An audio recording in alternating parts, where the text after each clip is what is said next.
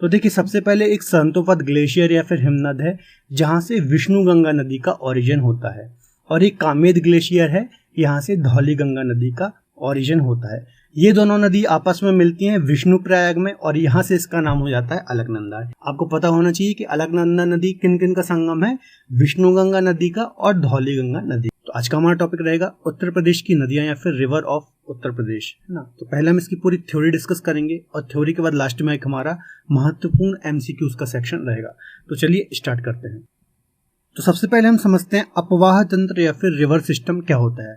तो एक मुख्य नदी व उसकी अन्य सहायक नदी या फिर ट्रिब्यूटरीज नदियों के संपूर्ण तंत्र को हम अपवाह तंत्र कहते हैं। तो इसको हम एक मैप के थ्रू समझते हैं। देखिए, ये एक मुख्य नदी है ना। इसके अलावा ये छोटी छोटी इसकी अन्य सहायक नदियां हैं। तो जब एक बड़ी नदी में कोई छोटी छोटी बहुत सारी नदियां आकर के मिलती हैं, तो उस नदी के संपूर्ण सिस्टम को या फिर संपूर्ण तंत्र को क्या बोलते हैं, अपवाह तंत्र बोलते हैं, है ना। इसी को हम कैचमेंट एरिया भी बोलते हैं, रिवर बेसिन भी बोलते हैं, है ना। बहुत सारे नाम अलग अलग दिए जाते हैं। उत्तर प्रदेश की सबसे प्रमुख नदियां गंगा और यमुना है। तो आपको पता ही होगा उत्तर प्रदेश की सबसे प्रमुख नदी कौन सी है, गंगा नदी है, और इसकी सबसे बड़ी सहायक नदी कौन सी है, यमुना। तो ये दो यहाँ की सबसे प्रमुख नदियां हैं। उत्तर प्रदेश में हिमालय से निकलकर आने वाली नदियां सदानीरा होती हैं, जबकि दक्षिणी पठार से निकलने वाली नदियां ग्रीष्म ऋतु में सूख जाती हैं। जो हिमालय से जितनी भी नदियां निकलती हैं उनमें वर्ष भर पानी की कोई कमी नहीं रहती है ना। उसका रीजन ये है कि वो जो पानी उन्हें प्राप्त होता है वो ग्लेशियर के द्वारा, या फिर आप ऐसा बोले बर्फ के जो पहाड़ होते हैं उनके द्वारा उसे पानी मिलता है, इसलिए उनमें कभी पानी की कमी नहीं होती। जबकि जो दक्षिणी पठार से नदियां निकलती है ना, जो आप देखेंगे जो बुंदेलखंड का पठार है दक्षिण में, तो वहां पर जो भी नदियां आती हैं तो वो ग्रीष्म ऋतु में सूख जाती हैं, क्योंकि वो मानसून पर डिपेंड होती हैं। प्रदेश का उत्तरी एवं पश्चिमी भाग ऊंचा है तथा ढाल दक्षिण पूर्व की ओर है, अतः प्रदेश की अधिकांश नदियां उत्तर पश्चिम से दक्षिण पूर्व की ओर प्रवाहित होती है ना। तो ये मैप से हम समझिए, देखिए जो उत्तर पश्चिमी पार्ट है उत्तर प्रदेश का, ठीक है, ये क्या है, ये ऊंचा है, जबकि जो दक्षिण पूर्वी क्षेत्र है ये वाला, ये उत्तर प्रदेश का ढाल वाला एरिया है। इसलिए जो मैक्सिमम नदियां उत्तर प्रदेश में बहती हैं वो उत्तर पश्चिम से दक्षिण पूर्व की ओर बहती हैं। तो आप मैप में भी देख सकते हैं जितनी भी नदियों का फ्लो है वो दक्षिण पूर्व की ओर है। उत्तरी प्रायद्वीपीय पठार का ढाल उत्तर की ओर है, इसलिए मध्य प्रदेश से निकलने वाली नदियां उत्तर की ओर प्रवाहित होती हैं। देखिए, जो हमारा प्रायद्वीपीय पठार है या फिर प्रायद्वीपीय भारत है, उसका जो उत्तरी प्रायद्वीपीय वाला भाग है, जो आप मध्य प्रदेश वाला भाग बोल सकते हैं ना, तो मध्य प्रदेश की जो नर्मदा भ्रंश के ऊपर वाली नदियां हैं वो सारी उत्तर की ओर प्रवाहित होती हैं। उसका कारण ये है कि जो उत्तर प्रायद्वीपीय भारत है, उत्तर प्रायद्वीपीय पठार है, उसका ढाल उत्तर की ओर है ना। यही कारण है कि ये चंबल, बेतवा, कैन और भी बहुत सारी नदियां हैं जो कि आकर के यमुना और गंगा में आकर के मिलती हैं, ठीक है। तो ये भी कॉन्सेप्ट बेस पॉइंट है, आपको याद रखना है। अब हम उत्तर प्रदेश की नदियों का वर्गीकरण समझते हैं ना, कि उत्तर प्रदेश की जो नदियां हैं इनको हम कितने भागों में बांट सकते हैं। तो इनको इनका जो हमने वर्गीकरण किया है वो कैसे किया है, उत्पत्ति के आधार पर या फिर ओरिजिन के आधार पर किया है, अर्थात जहां से नदियों का ओरिजिन होता है या फिर नदी जहां से निकलती है उस आधार पर हमने ये वर्गीकरण किया है ना। तो देखिए, एक है हिमालयी नदियां, है ना। हिमालयी नदियां का मतलब है ऐसी नदियां जिनका ओरिजिन हिमालय पर्वत से या फिर हिमालय रीजन से होता है। दूसरी है मैदानी नदियां, है ना। मैदानी नदियां मतलब हमने फिजिकल डिवीजन अच्छे से पढ़ा है ना। नदियों के द्वारा जो मैदान बनाए गए हैं गंगा यमुना के द्वारा खासतौर पर, तो वहां से जो नदियां निकलती हैं उसे हम बोलते हैं मैदानी नदियां। और एक है पठारी नदियां, है ना, जो दक्षिण का पठार है, जो बुंदेलखंड का पठार रीजन है, वहां से जो नदियां निकलती हैं उसे हम बोलते हैं पठारी नदियां। तो देखिए, हिमालयी नदियों के अंतर्गत कौन कौन सी नदियां, गंगा है, यमुना है, काली या फिर शारदा है, रामगंगा, गंडक, सरयू, रोहिणी, राप्ती। तो ये सारी नदियां कहाँ से निकलती हैं, हिमालयी नदियां। तो इनको हम चर्चा करेंगे डिटेल में, आप मैप में भी देख सकते हैं। मैदानी नदियों की बात करें तो गोमती है, पांडो है, वरुणा, सई और ईशान, ये सारी मैदानी नदियां जो कि मैदानी भाग से निकलती हैं। और एक है सोन, कैन, रिहंद, टॉन्स, बेतवा, चंबल, कनार, है। तो ये जो दक्षिण ओर से आकर के मिलती हैं यमुना और गंगा में, तो ये पठारी नदियां हैं जो कि पठारी क्षेत्र से या फिर बुंदेलखंड के पठार वाले रीजन से निकलती हैं। चलिए अब इन नदियों को हम एक एक करके डिस्कस करेंगे। तो सबसे पहले हम गंगा नदी को चर्चा करते हैं ना। इसके अन्य नाम क्या क्या हैं, तो पद्मा, जानवी, सुरसरी, देव नदी, भागीरथी। तो ये सब गंगा के अन्य नाम भी हैं, आपको याद रखना है, अक्सर एग्जाम में पूछ लिए जाते हैं। उद्गम की बात करें तो उत्तराखंड राज्य के गोमुख के निकट गंगोत्री ग्लेशियर या फिर गंगोत्री हिमनद से इसका ओरिजिन होता है। अपने उद्गम स्थल या फिर प्लेस ऑफ ओरिजिन से जो ये गंगा का ओरिजिन होता है वो भागीरथी के नाम से होता है। अभी हम इसको डिटेल में डिस्कस करेंगे कि कैसे गंगा नदी बनती है ना, अगली स्लाइड में। तो जब इसका ओरिजिन होता है तो भागीरथी के नाम से होता है, कहाँ से, गंगोत्री ग्लेशियर से। इसकी कुल लंबाई की बात करें तो 2525 किलोमीटर इसकी लंबाई है। उत्तर प्रदेश में ये 1450 किलोमीटर बहती है। तो ये सारे फैक्चुअल डाटा है, आपको याद रखना है। मुहाने की बात करें तो गंगा की मुख्य धारा बांग्लादेश में प्रवेश करती है। बांग्लादेश में इसे पद्मा के नाम से जाना जाता है। पद्मा ब्रह्मपुत्र नदी, जिसे बांग्लादेश में जमुना के नाम से जाना जाता है, आकर के मिलती है और इसे इनकी संयुक्त धारा को मेघना के नाम से जाना जाता है। देखिए, जो गंगा है ना, जो गंगा नदी को बांग्लादेश में क्या बोला जाता है? पद्मा बोला जाता है। और जो यहाँ से ब्रह्मपुत्र नदी आती है, इसे बांग्लादेश में जमुना के नाम से जाना जाता है। जब ये आपस में मिल जाती हैं तो इनकी संयुक्त धारा को क्या बोला जाता है? मेघना के नाम से जाना जाता है। इसको हम बाद में भी चर्चा करेंगे। तो इस प्रकार से ये बांग्लादेश में प्रवेश करती हैं और फिर डेल्टा बनाते हुए बंगाल की खाड़ी में गिर जाती हैं। इसकी सहायक नदियों की बात करें तो बाएं हाथ की या फिर लेफ्ट साइड की यदि हम सहायक नदियों की बात करें तो रामगंगा, गोमती, घाघरा, शारदा, गंडक, ये सारी बाएं हाथ की या फिर लेफ्ट साइड की नदियां हैं। और यदि राइट साइड की बात करें, दाएं तट की बात करें तो यमुना, टोंस, सोन, है ना, ये सारी दाएं तट की सहायक नदियां हैं। गंगा नदी को पवित्र नदी, होली रिवर या फिर प्राणदायिनी रिवर भी कहा जाता है। तो आपको पता ही होगा गंगा की पवित्रता सब सर्वाधिक है ना, भारत में बहुत पवित्र नदी इसको माना जाता है। इसके अलावा इसे प्राणदायिनी रिवर भी कहा जाता है। प्राणदायिनी रिवर इसलिए भी कहा जाता है क्योंकि ये पता नहीं कितने ही लोगों को पानी पिलाती है, इसके अलावा कितने ही लोगों का जीवन इस पर डिपेंड है, इसलिए इसे प्राणदायिनी नदी भी कहा जाता है। चलिए अब हम डिस्कस करेंगे आखिर गंगा बनती कैसी है। तो हम उत्तराखंड रीजन में जो ये पूरी गंगा बनती है उसको हम समझेंगे कैसे कैसे ये गंगा बनती है। तो देखिए, सबसे पहले एक संतोपद ग्लेशियर या फिर हिमनद है जहां से विष्णु गंगा नदी का ओरिजिन होता है, और एक कामेद ग्लेशियर है, यहाँ से धौली गंगा नदी का ओरिजिन होता है। ये दोनों नदी आपस में मिलती हैं विष्णु प्रयाग में और यहाँ से इसका नाम हो जाता है अलकनंदा। आपको पता होना चाहिए कि अलकनंदा नदी किन किन का संगम है? विष्णु गंगा नदी का और धौली गंगा नदी का। इसके अलावा इसी अलकनंदा नदी में एक और नदी आकर के मिलती है जिसे हम नंदाकिनी नदी बोलते हैं। इसका ओरिजिन कहाँ से होता है? नंदा देवी ग्लेशियर या फिर हिमनद। देखिए, जितनी भी ये नदियां निकल रही हैं ये ग्लेशियर से निकल रही हैं या फिर हिमनद से निकल रही हैं। ग्लेशियर का मतलब है जो बर्फ के पहाड़ होते हैं उनका बर्फ ही पिघल पिघल के नदियों के रूप में आगे बढ़ता है। तो नंदाकिनी नदी नंदप्रयाग में आकर के मिलती है अलकनंदा से। फिर एक और पिंडारी ग्लेशियर से एक नदी निकलती है, पिंडार नदी, जिसे हम कर्णगंगा भी बोलते हैं। तो ये भी अलकनंदा में आकर के मिलती है। कहाँ पर? कर्णप्रयाग में। अब देखिए, ये एक विष्णु प्रयाग है, एक नंद प्रयाग है और एक कर्ण प्रयाग है ना। प्रयाग क्यों बोला जाता है इसको? जो पवित्र नदियां होती हैं इनके मिलन स्थल को प्रयाग भी बोला जाता है। ठीक है, तो अलकनंदा नाम कहाँ से पड़ा है? विष्णु प्रयाग से। नंद प्रयाग में एक नंदाग्नि नदी मिली और कर्ण प्रयाग में एक कर्णगंगा नदी आकर के इससे मिल रही है। चौरावारी ग्लेशियर से एक और नदी निकलती है, मंदाकिनी नदी, है ना। केदारनाथ मंदिर भी इसी के किनारे स्थित है और जब अभी 2013 में बाढ़ आई थी तो मंदाकिनी और अलकनंदा नदी में ही आई थी। तो मंदाकिनी नदी निकलती है चौरावारी ग्लेशियर से और अलकनंदा में आकर के मिलती है रुद्रप्रयाग में। तो ये कहाँ पर आकर मिल रही हैं ये भी आपको याद रखना है, कई बार एग्जाम्स में पूछ लिया जाता है, काफी इंपॉर्टेंट है। और यहाँ पर बच्चों को काफी ज्यादा कंफ्यूजन भी होता है, इसलिए मैंने यहाँ पर इसको डिटेल में कवर किया है।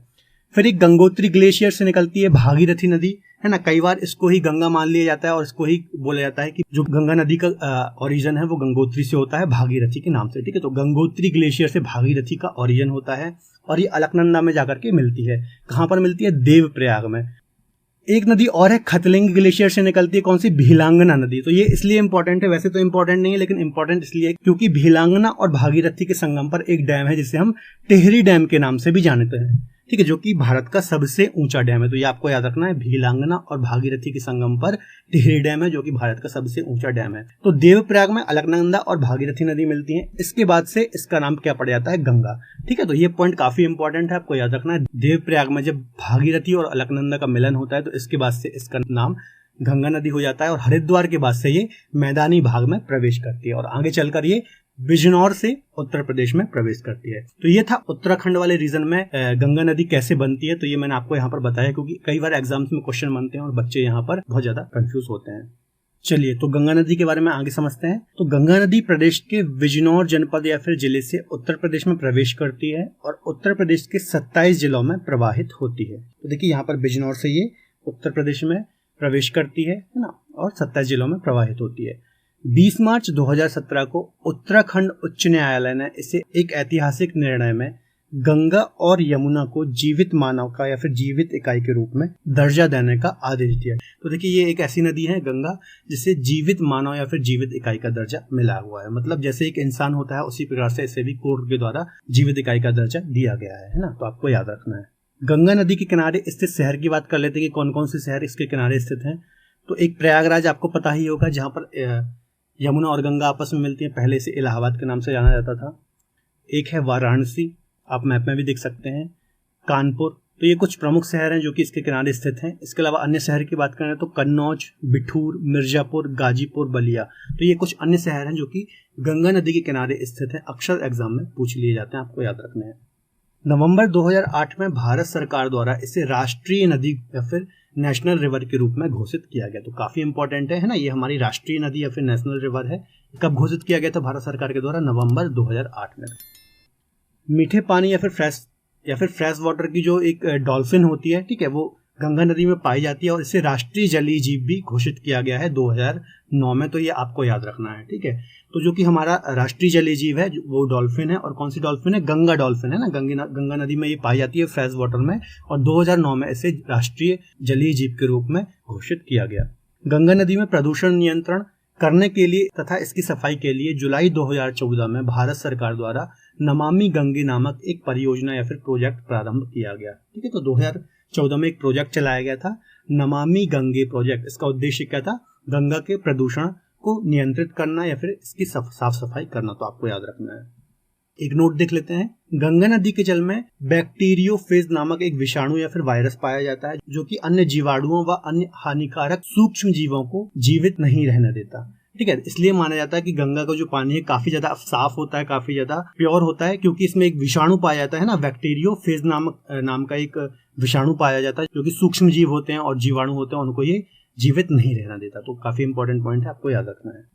गंगा एवं ब्रह्मपुत्र नदियों द्वारा बनाए गए डेल्टा को सुंदरवन डेल्टा के नाम से जाना जाता है। गंगा ब्रह्मपुत्र का सुंदरवन डेल्टा विश्व का सबसे बड़ा डेल्टा है ना, वर्ल्ड लार्जेस्ट डेल्टा है। तो देखिए यहाँ पर जब गंगा और ब्रह्मपुत्र नदियां प्रवेश करती हैं बांग्लादेश में, और बांग्लादेश के वजह भी बंगाल की खाड़ी में गिरती है ना, तो ये डेल्टा बनाते हुए गिरती है ना। ये आप यहाँ पे इमेज भी मैंने आपको डाली है, आप देख सकते हैं ना। डेल्टा मतलब क्या होता है? देखिए जब नदी अपने मुहाने पर पहुंचती है, मुहाने का मतलब है जब समुद्र के पास पहुंचने वाली होती है, तो अन्य बहुत सारी छोटी छोटी वितरिकाओं में इस प्रकार से विभाजित हो जाती है ना, और ऐसे फिर वो समुद्र में जाकर के मिल जाती है। तो इससे हम बोलते हैं डेल्टा। सुंदरवन डेल्टा मैंग्रोव वनों या फिर मैंग्रोव फॉरेस्ट के लिए काफी प्रसिद्ध है ना। मैंग्रोव फॉरेस्ट किस लिए जाने जाते हैं? देखिए जहां पर भी फ्रेश वाटर और जो खारा पानी होता है समुद्र का ये मिलते हैं, तो वहां पर अक्सर मैंग्रोव वनों का विकास हो जाता है। ये काफी सख्त और मजबूत पेड़ होते हैं जो कि कोस्टल या फिर तटीय क्षेत्रों को सुनामी, तूफानों आदि से भी संरक्षित करते हैं, ठीक है। तो यहाँ पर मैंग्रोव वन भी पाए जाते हैं। तत्पश्चात आगे बढ़ते हुए यह बिहार, झारखंड, पश्चिम बंगाल से होकर बांग्लादेश में प्रवेश करती है और अंत में बंगाल की खाड़ी में अपना जल गिरा देती है ना। तो आपको यह पता होना चाहिए कहाँ कहाँ बहती है, किन किन राज्यों में। सबसे पहले उत्तराखंड से इसका ओरिजिन होता है, फिर उत्तर प्रदेश आती है, उत्तर प्रदेश के बाद बिहार, झारखंड, पश्चिम बंगाल होते हुए ये पद्मा के नाम से बांग्लादेश में प्रवेश करती है ना, और फिर ब्रह्मपुत्र में मिलती है। फिर इनकी संयुक्त धारा को मेघना बोलते हैं और मेघना जाकर के बंगाल की खाड़ी में गिर जाती है। तो 5 राज्यों में प्रवाहित होती है। सर्वाधिक कहाँ? उत्तर प्रदेश में प्रवाहित होती है और सबसे कम झारखंड में प्रवाहित होती है। गंगा नदी के बाएं तट से मिलने वाली प्रमुख नदी है ना। अब इसकी कुछ हम सहायक नदियां जो कि बाईं ओर से मिलती हैं उनको देखते हैं एक एक करके। पहली है रामगंगा नदी। इसका उद्गम की हम बात करें तो पौड़ी गढ़वाल की पहाड़ियों से इसका उद्गम होता है ना, हिमालय रीजन से होता है। मुहाना बात करें तो कन्नौज, जिसे हम इत्र नगरी के नाम से भी जानते हैं, कन्नौज में गंगा से ये मिल जाती है। शिवालिक श्रेणी को पार करते हुए नैनीताल से बहते हुए जिम कॉर्बेट नेशनल पार्क से बहती है ये, और उत्तर प्रदेश के नजीवाबाद के समीप मैदानी क्षेत्र में प्रवेश करती है। मैदानी यात्रा के 24 किलोमीटर के उपरांत कोह नदी इससे आकर के मिलती है ना। तो ये कुछ फैक्ट मैंने यहाँ इस लाइन में कवर किए हैं, आपको याद रखना है ना। शिवालिक को पार करती है, उसके बाद नैनीताल से ये बहती है ना, जिम कॉर्बेट नेशनल पार्क से। उसके बाद उत्तर प्रदेश में नजीवाबाद के समीप मैदानी क्षेत्र में या फिर मैदानी भूभाग में प्रवेश करती है ना। और एक कोह नदी इसकी प्रमुख सहायक नदी है। तो ये सारे फैक्ट आपको याद रखने हैं। बरेली रामगंगा नदी के किनारे स्थित है। तो काफी ज्यादा इंपॉर्टेंट पॉइंट है, आपको याद रखना है। जो बरेली है वो रामगंगा नदी के किनारे स्थित है। अगली नदी है गोमती नदी। इसका यदि उद्गम की बात करूं तो फुलहर झील पीलीभीत जिला से इसका ओरिजिन होता है ना। मुहाने की बात करूं तो गाजीपुर के समीप कैथी नामक स्थान पर गंगा नदी से ये मिलती है ना। तो गंगा में जाकर ही मिलती है, गाजीपुर के समीप। गोमती नदी के तट पर लखनऊ और जौनपुर शहर स्थित है। तो काफी ज्यादा इंपॉर्टेंट है। लखनऊ और जौनपुर किस नदी के किनारे है? तो गोमती नदी के किनारे स्थित है। मैप में भी मैंने आपको यहाँ पर बताया, देखिए है ना, कैथी नामक स्थान पर आकर के गंगा से ये मिलती है। सई नदी इसकी एक प्रमुख सहायक नदी है, ठीक है। तो सई इसकी सहायक नदी काफी इंपॉर्टेंट है, आपको याद रखना है। अगली नदी है घाघरा नदी। उद्गम की बात करूँ तो मानसरोवर झील है ना, तिब्बत वाले रीजन से इसका उद्गम होता है। मापचा चुंग हिमनद या फिर ग्लेशियर से इसका उद्गम होता है, तिब्बत प्लेट्यू से या फिर तिब्बत रीजन से। मुहाने की बात करें तो बिहार की छपरा में गंगा नदी में जाकर के ये मिलती है ना, तो बिहार की छपरा में गंगा से ये मिलती है और बिहार और उत्तर प्रदेश के बीच थोड़ी ये सीमा भी बनाती है ना, ये आप मैप में भी देख सकते हैं। तो यहाँ पर ये बाउंड्री का निर्माण भी करती है। सहायक नदियों की बात करें तो सरयू, शारदा, राप्ती, छोटी गंडक ये इसकी कुछ सहायक नदियां हैं। यह नदी कुछ दूर तक बिहार और उत्तर प्रदेश के मध्य बाउंड्री या फिर सीमा बनाती है। तो अभी मैंने आपको बताया बिहार और उत्तर प्रदेश के मध्य थोड़ा सा ये बाउंड्री का निर्माण करती है। इसे सरयू नाम से भी जाना जाता है ना, इसे सरयू नदी के नाम से भी जाना जाता है। भगवान राम की जन्मभूमि अयोध्या सरयू नदी के किनारे, तो आपको सभी को पता ही होगा कि जो अयोध्या है वो सरयू नदी के किनारे स्थित है और सरयू नदी इसका घाघरा को भी सरयू नदी के नाम से ही जाना जाता है ना। चलिए अब बात करते हैं शारदा नदी की। तो उद्गम कहाँ से है? नेपाल हिमालय के मिलान हिमनद या फिर मिलान ग्लेशियर से इसका उद्गम होता है। मुहाने की बात करें तो सीतापुर के वासरा के समीप घाघरा नदी में ये आकर के मिलती है ना, तो घाघरा नदी में जाकर के मिलती है।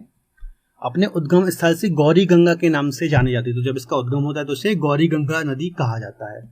टकनपुर बहरामपुर में घाघरा नदी में मिलती है ना, तो यहाँ पे आप देखिए मैंने आपको बताया घाघरा नदी में आकर के मिलती है किस स्थान पर? टकनपुर या फिर बहरामपुर के पास। यह नदी उत्तर प्रदेश में पीलीभीत जिले से प्रवेश करती है तथा नेपाल व पीलीभीत की सीमा बाउंड्री को निर्धारित करती है ना, तो जब ये एंटर करती है तो पीलीभीत जिले से एंटर करती है और कुछ नेपाल और पीलीभीत या फिर नेपाल और उत्तर प्रदेश की कुछ सीमा भी ये बनाती है, तो आपको याद रखना है। अब हम बात करते हैं राप्ती नदी की। उद्गम स्थान नेपाल या फिर लघु हिमालय से होता है, धौलागिरी की दक्षिणी में रुकुमकोट के निकट से। ठीक है, तो आपको याद रखना है जो लघु हिमालय है या फिर मध्य हिमालय जिसे हम बोलते हैं, तो वहां से इसका ओरिजिन होता है। रुकुमकोट नामक एक स्थान है। मुहाने की बात करें तो देवरिया के बहरज नामक स्थान पर घाघरा नदी से जाकर के मिलती है ना, तो राप्ती नदी किसमें मिलती है? ये देखिए मैंने आपको बताया है घाघरा नदी में जाकर के मिलती है। गोरखपुर राप्ती नदी के किनारे स्थित है, तो काफी ज्यादा इंपॉर्टेंट पॉइंट है। गोरखपुर किस नदी के किनारे अक्सर एग्जाम में पूछ लिया जाता है, तो राप्ती नदी के किनारे स्थित है। रोहिणी इसकी मुख्य सहायक नदी है, एक नदी है रोहिणी जो कि इसकी राप्ती की सहायक नदी है। तो ये सारे पॉइंट फैक्चुअल हैं, आपको याद रखने हैं। राप्ती की एक उत्तरी मुख्य शाखा बूढ़ी गंडक कहलाती है। राप्ती की एक उत्तरी मुख्य शाखा है जिसे हम बूढ़ी गंडक के नाम से भी जानते हैं, तो ये भी पॉइंट काफी इंपॉर्टेंट है, आपको याद रखना है। अब हम बात करते हैं गंडक नदी की। उद्गम स्थल कहाँ से हुआ इसका? तो नेपाल हिमालय से इसका ओरिजिन होता है। मुहाना कहाँ है? तो सोनपुर हाजीपुर के पास जाकर के गंगा में मिलती है, तो सीधे गंगा में मिलती है बिहार में जाकर के। यह बिहार व उत्तर प्रदेश की सीमा बनाती है ना, तो ये गंडक नदी जो है बिहार और उत्तर प्रदेश की कुछ सीमा को निर्धारित करती है। देखिए मैप में मैंने बताया आपको। यह नदी काली गंडक और त्रिशूली गंगा नदियों के संगम से बनी है। ठीक है, तो ये दो नदियां जब आपस में मिलती हैं तो गंडक नदी का निर्माण करती हैं। गंगा नदी के दाएं तट पर मिलने, अभी हमने बाएं तट से आकर मिलने वाली नदियां पढ़ी, अब हम पढ़ेंगे दाएं तट से आकर मिलने वाली प्रमुख नदियां, है ना। तो सबसे प्रमुख नदी पहले हम पढ़ते हैं यमुना नदी। तो इसका उद्गम स्थल कहाँ से है? हिमालय की बंदरपूछ श्रेणी से, है ना। यमुनोत्री ग्लेशियर से इसका ओरिजिन होता है, आपको पता ही होगा, गढ़वाल हिमालय से। इसका मुहाना प्रयागराज इलाहाबाद गंगा नदी में आकर के मिलती है, ये सब आपको पता होगा। लंबाई की बात करें तो 1376 किलोमीटर इसकी लंबाई है। सहायक नदियों की बात करें तो चंबल, बेतवा, सिंध, हिंडन, वरुणा ये सभी इसकी सहायक नदियां हैं जो कि इसके दाहिनी साइड या फिर राइट साइड से इसमें आकर के मिलती हैं। यह गंगा नदी की सबसे पश्चिमी व सबसे बड़ी सहायक नदी है ना। तो ओवरऑल भारत में भी आप देखते हो तो सबसे कोई बड़ी सहायक नदी है तो वो यमुना ही है, आपको याद रखना है, काफी महत्वपूर्ण नदी है। सहारनपुर के फैजाबाद नामक स्थान से उत्तर प्रदेश में प्रवेश करती है। इसकी कुल लंबाई 1375 किलोमीटर है, तो मैंने आपको पहले भी बता दी लंबाई। इसके किनारे स्थित शहर की बात करें तो दिल्ली है, मथुरा है, इसके अलावा आगरा है। काफी इंपॉर्टेंट है तीनों नगर, आपको याद रखना है, दिल्ली, मथुरा, आगरा। ये किसके किनारे स्थित है? यमुना नदी के किनारे।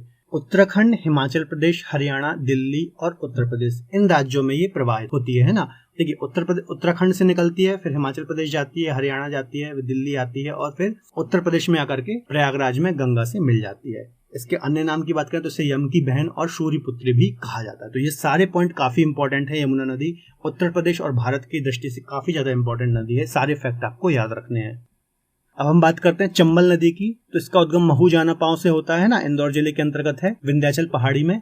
मुहाने की बात करें तो मुरादगंज के पास इटावा से लगभग 40 किलोमीटर दूर यमुना नदी में आकर के मिलती है ना। तो यमुना नदी में आकर के मिलती है, देखिए मैप में भी मैंने आपको बताया है, इटावा के पास आकर के। सहायक नदियों की बात करें तो बनास, पार्वती, क्षिप्रा, मेज, कुमारी ये सारी इसकी सहायक नदियां हैं। यह नदी प्रदेश के आगरा व इटावा जिले की सीमा बनाती है ना। तो आगरा और इटावा जिले की सीमा बनाती है यूपी में आकर के। यह नदी अवनाली का अपरदन या फिर गली इरोजन के लिए जानी जाती है। तो काफी ज्यादा इंपॉर्टेंट क्वेश्चन बनता है, अक्सर एग्जाम में पूछा जाता है कि ऐसी कौन सी नदी है जो अवनाली का अपरदन करती है या फिर गली इरोजन करती है। तो चंबल नदी है ना। देखिए अवनाली का अपरदन क्या है, बड़े बड़े खड्डों का निर्माण करती है, बड़े बड़े खड्डों का निर्माण करती है या फिर बीहड़ों का निर्माण करती है। आप जानते होंगे चंबल के डाकू इन्हीं बीहड़ में छुपे हुए होते थे, है ना। तो ये अवनाली का अपरदन करती है चंबल नदी। अब हम बात करते हैं बेतवा नदी की। तो इसका ओरिजिन रायसेन का कुमरा गांव है ना। रायसेन के कुमरा गांव से मध्य प्रदेश से ये निकलती है। मोहना हमीरपुर के पास आकर के यमुना में मिल जाती है, तो ये भी यमुना में आकर के मिल रही है।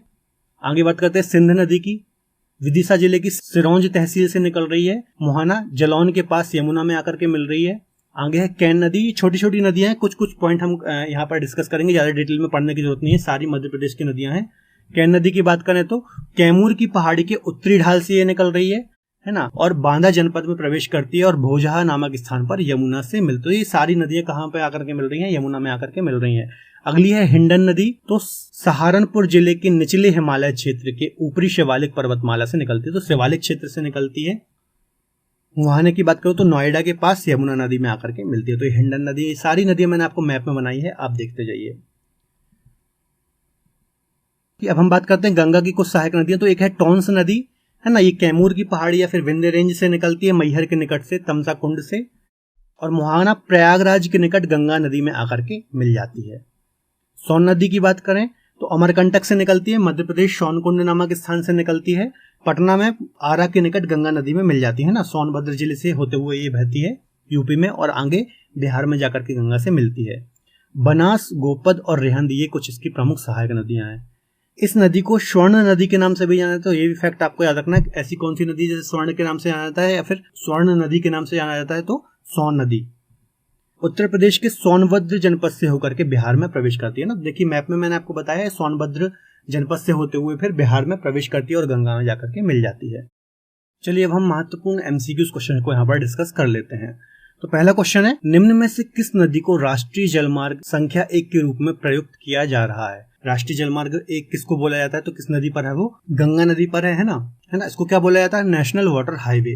तो गंगा नदी पर बना है। ये कहां से कहां तक बना है, इलाहाबाद से हल्दिया तक, तो ये आपको याद रखना है। अगला है, केंद्र द्वारा किस नदी को राष्ट्रीय नदी घोषित किया गया है। तो यहाँ पर इसका आंसर हो जाएगा गंगा नदी को किया गया है। नवंबर 2008 में इसे राष्ट्रीय नदी का दर्जा दिया गया। निम्नलिखित में से कौन सा युग्म सुमेलित नहीं है, तो बिठूर गंगा नदी के किनारे सही है, गोरखपुर राप्ती नदी के किनारे है ना। सी आंसर हो जाएगा जौनपुर, है ना, ये गलत है। तो जौनपुर किस नदी के किनारे है, गोमती नदी के किनारे है, सई नदी के किनारे स्थित नहीं है, और कौशाम्बी भी यमुना नदी के किनारे है। तो सी आंसर इसका सही हो जाएगा। निम्न में से किस नदी के तट पर गोरखपुर स्थित है, तो इसका आंसर हो जाएगा सी, राप्ती नदी। मैंने आपको बताया था राप्ती नदी के किनारे कौन सा शहर स्थित है, गोरखपुर शहर स्थित है। निम्न में से कौन सी नदी उत्तर दिशा में नहीं बहती है ना। तो उत्तर दिशा में कौन, चंबल बहती है, केन भी बहती है और बेतवा भी बहती है। तो गंडक नदी नहीं बहती है। गंडक नदी हिमालय से आती है इसके, है ना, लेफ्ट हैंड साइड से आती है, तो ये हिमालय रीजन से आती है, तो इसका आंसर डी हो जाएगा। उत्तर प्रदेश में बहने वाली नदियों को उनके उद्गम के आधार पर कितने भागों में विभाजित किया गया है, तो 3 भागों में विभाजित किया गया है। एक होती है हिमालय से निकलने वाली नदियां, एक होती है मैदानी क्षेत्र से निकलने वाली नदियां, और एक होती है पठारी क्षेत्र से निकलने वाली नदियां। तो 3 भागों में विभाजित किया गया है। नेक्स्ट है, निम्नलिखित में से प्रदेश में बहने वाली कौन सी नदी गंगा के मैदानी भागों से नहीं निकलती है। तो ऐसी कौन सी नदी है जो गंगा के मैदानी भाग से नहीं निकलती, तो इसका आंसर हो जाएगा रामगंगा नदी। मैंने आपको बताया था ये हिमालय क्षेत्र से निकलती है ना। गोमती भी मैदानी क्षेत्र से निकलती है, वरुणा भी निकलती है और सई भी निकलती है, रामगंगा नहीं निकलती है। दक्षिणी पठार से निम्नलिखित में से कौन सी नदी नहीं निकलती है, तो दक्षिण के पठार की बात करें तो इसका आंसर हो जाएगा सोन भी निकलती है, रिहंद भी निकलती है, टॉन्स भी निकलती है, पांडु नदी नहीं निकलती है, तो डी आंसर हो जाएगा। निम्नलिखित में से कौन सी नदी प्रदेश में गंगा की सबसे बड़ी सहायक नदी है, तो ये सब आपको पता होगा, इसका आंसर डी हो जाएगा। यमुना नदी सबसे बड़ी सहायक नदी है गंगा की। गंगा नदी प्रदेश में किस जनपद से प्रवेश करती है, तो बिजनौर जनपद से प्रवेश करती है ना, और बलिया से एग्जिट करती है, ये आपको पता ही होगा, कई बार मैंने रिपीट किया था। गंगा नदी की प्रदेश में कुल कितनी लंबाई है, तो गंगा नदी की प्रदेश में कितनी लंबाई है, 1450 किलोमीटर, इसका सी आंसर हो जाएगा। अलकनंदा और भागीरथी नदियों के किस स्थान पर मिलने से यह गंगा नदी कहलाती है, तो इसका आंसर हो जाएगा, मैंने बहुत डिटेल में बताया था, देवप्रयाग जब ये मिलती है तो इसके बाद से इसका नाम गंगा हो जाता है। केदारनाथ का प्रसिद्ध मंदिर किस नदी के तट पर है? तो 13 इसका आंसर हो जाएगा डी, मंदाकिनी नदी पर स्थित है। मैंने आपको बताया था इस पर बाढ़ भी आई थी, है ना, केदारनाथ का मंदिर। हालांकि इसमें थोड़ी बहुत क्षति हुई थी, ज्यादा कुछ क्षति हुई नहीं थी। चौराबाड़ी ग्लेशियर से इसका ओरिजिन होता है। गंगा नदी में प्रदूषण पर नियंत्रण करने और उसकी सफाई के लिए नमामि गंगे कार्यक्रम कब से प्रारंभ हुआ?